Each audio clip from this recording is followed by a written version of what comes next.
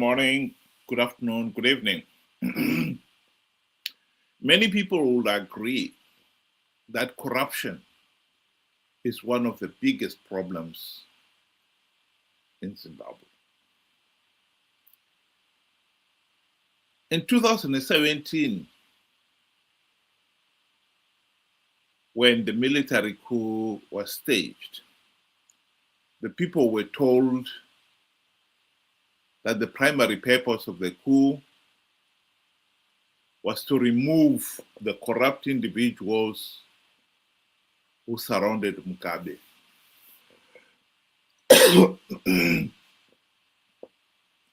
And this is a cartoon of the Zimbabwe Daily, reflecting the realities on the ground. In 2017, yes, one can see Mugabe and a few around him with their loot. 7 years down the line, 2024, we can see Mnangagwa and those around him with bags and bags of the loot. There is no denying that corruption during Mugabe's time was bad, but it has gone into overdrive under Mnangagwa. This is the Zanu PF way of dealing with corruption. When Mnangagwa came into office, he promised to stamp out corruption. There will be zero tolerance on corruption. And instead, corruption has got even worse. Here is a video clip of Botswana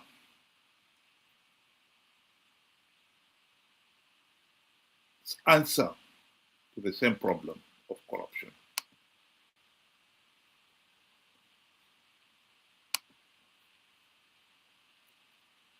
We also have a forensic audit that is going on, whose outcomes will be brutal and devastating, I can tell you.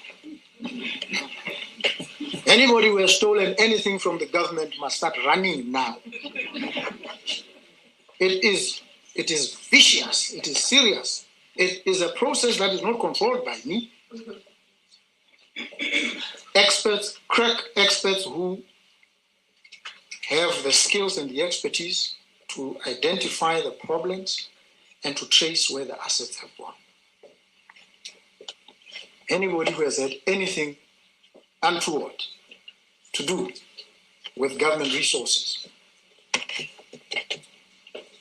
must know that the most stunning moment of comeuppance is around the corner.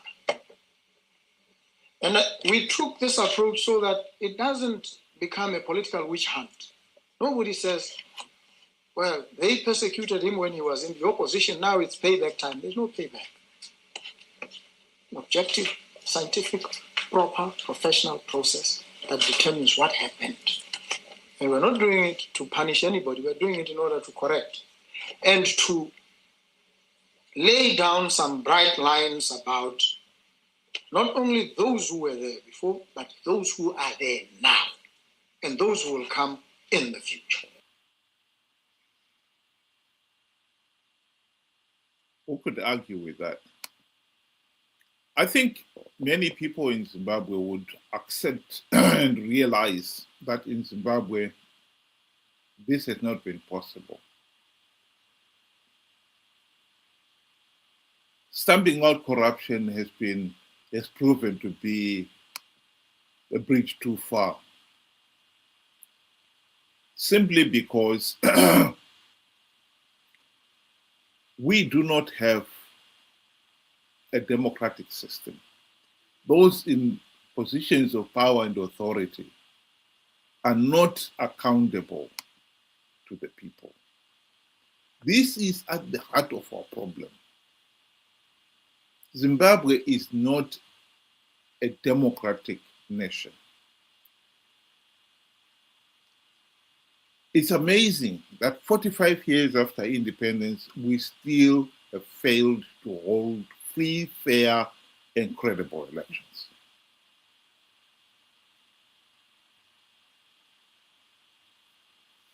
It is fair to say, and I've said it on this platform, that the people realized that Zanu PF was never going to allow people to hold free, fair, and credible elections, have a meaningful say in the governance of the country. From the first election in 1980, Zanu PF, Mugabe, and these Zanu PF cronies decided that they have the divine right to rule the country. And to make sure that that right is not threatened, they've denied the people a meaningful say in the governance of the country. That has been at the heart of it. It took the nation nearly 20 years to realize that Zanu PF was a party of thugs, corrupt, incompetent, and worst of all, who were prepared to ride roughshod over the people's freedoms and basic human rights, including the right to a meaningful say in the governance of the country. But by then, Zanu PF was deeply entrenched. The people decided, in fact, they had two choices. The only way they will get Zanu PF out of office is either by taking up arms and going into another liberation war, or they should risk the anchor of the regime by electing opposition leaders whose number one task would be to implement the democratic changes necessary to end the Zanu PF dictatorship. The nation chose the latter. And I think it was a wise choice. The only problem we had is that the party, MDC, Morgan Tsvangirai and these MDC friends, who were formed on the wave of the nation's demands for democratic change, and they even named their own party the Movement for Democratic Change, have turned out to be corrupt, incompetent, and utterly useless. In 25 years of MDC CCC on the political stage, they failed to implement even one token democratic change. This is why we are where we are. They had the golden opportunity to implement those reforms during the GNU of 2008 to 2018. They failed to implement even one reform. Not even one token reform.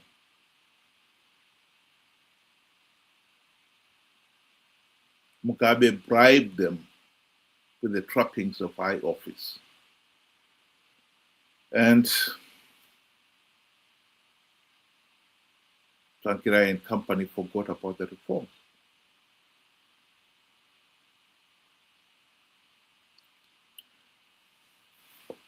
This situation has been compounded by the people themselves. The people themselves have failed to realize that MDC CCC sold out on implementing reforms. Even now, with the benefit of hindsight, many Zimbabweans out there still do not realize that the primary purpose of the GNU was to implement the reforms. It's not rocket science. Indeed, ever since the GNU debacle, MDC leaders have participated in flawed elections out of greed.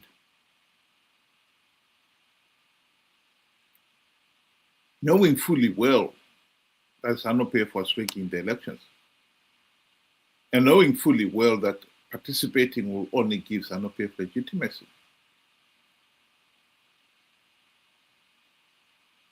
The tragedy is the people themselves have failed to realize that MDC leaders had sold out. And that failure has meant they've kept supporting the MDC, CCC, who were participating in flawed elections to perpetuate the dictatorship. If we are serious about ending corruption in Zimbabwe, we have got to be serious about ending the dictatorship.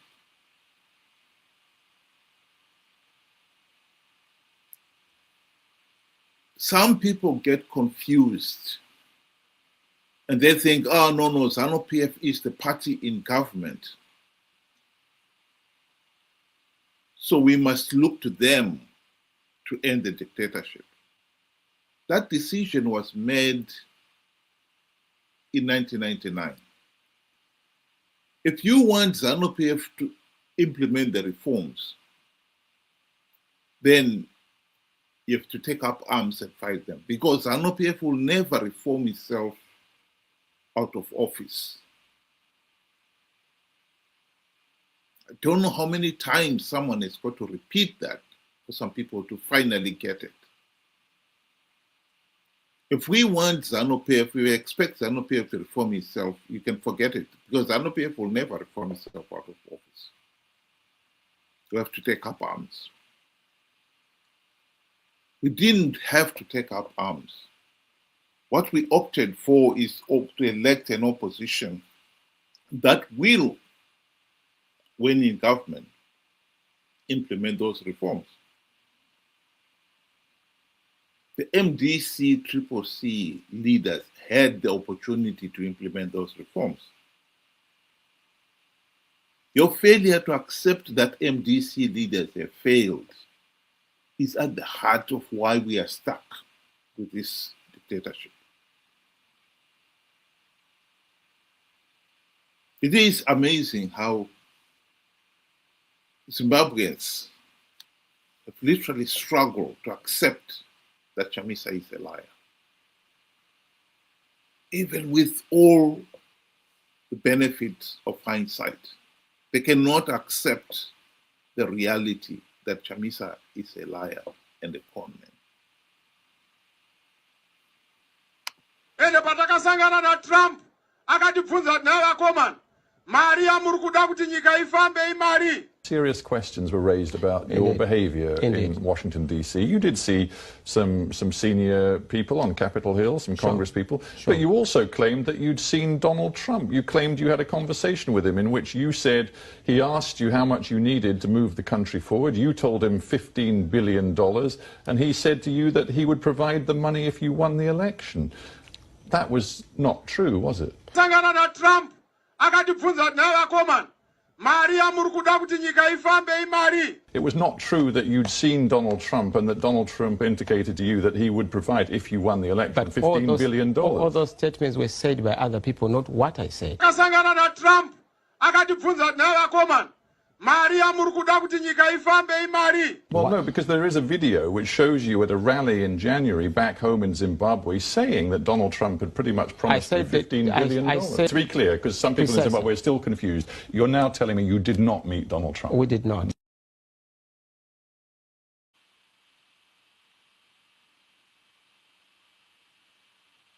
Well, that is the truth. Chamisa is a liar and a conman. The failure by the opposition to implement the reforms to end the dictatorship is at the heart of why we are stuck with the dictatorship. Chamisa and company will con the nation to participate in 2028 on the basis of another idiotic lie that they have plugged the vote rigging loopholes and perpetuate the dictatorship.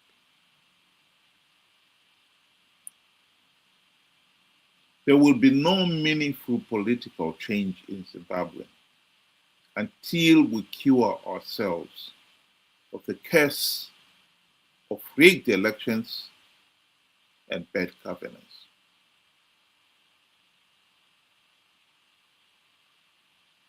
Countries like Botswana are doing very well, thank you, because they've got a regime that is democratically accountable to the people.